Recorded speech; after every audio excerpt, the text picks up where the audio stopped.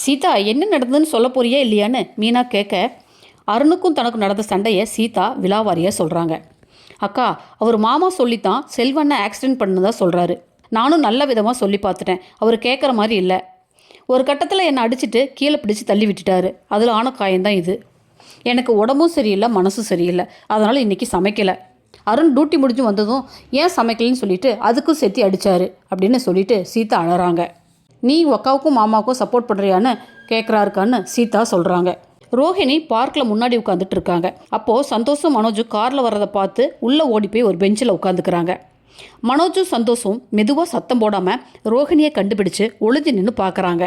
அப்போது park watchman இவங்களோட நடவடிக்கையில் சந்தேகம் வந்து பார்க்கில் வாக்கிங் போகிறவங்கள ஒரு டீமாக சேர்த்தி மனோஜையும் சந்தோஷையும் ஃபாலோ பண்ணுறாங்க. ரோஹிணி ஃபோனை பார்க்குற மாதிரி ஆக்ட் பண்ணிகிட்ருக்காங்க.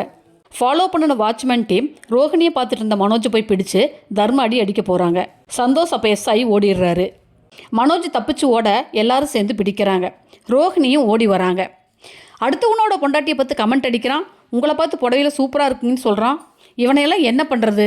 யோ, அவன் என் பொண்டாட்டியா அப்படின்னு மனோஜ் சொல்ல, மனோஜ் எல்லாரும் திட்டிட்டு கலைஞ்சு போகிறாங்க. அதை கேட்ட ரோஹிணிக்கு மனசுக்குள்ளே பட்டாம்பூச்சி பறக்குதுங்க. என்ன மனோஜ், எதுக்கு இங்கே வந்தீங்க? இல்லை, ஒரு ஃபோன் வந்தது, உனக்கு ஆக்சிடென்ட்னு சொன்னாங்க, அதான் பார்க்கலான்னு வந்தேன்னு மனோஜ் ஏதோ சொல்லி சமாளிக்க பார்க்குறாரு.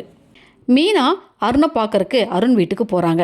அருண் அம்மா இறந்ததுக்கும் முத்துவுக்கும் எந்தவித சம்மந்தம் இல்லைன்னு எடுத்து சொல்கிறாங்க. இங்கே பாருங்க அருண், சீதா உங்கள் மேலே ரொம்ப அன்பு வச்சுருக்கா. நீங்கள் உங்கள் அம்மா இறந்த வருத்தத்தில் இருக்கீங்க.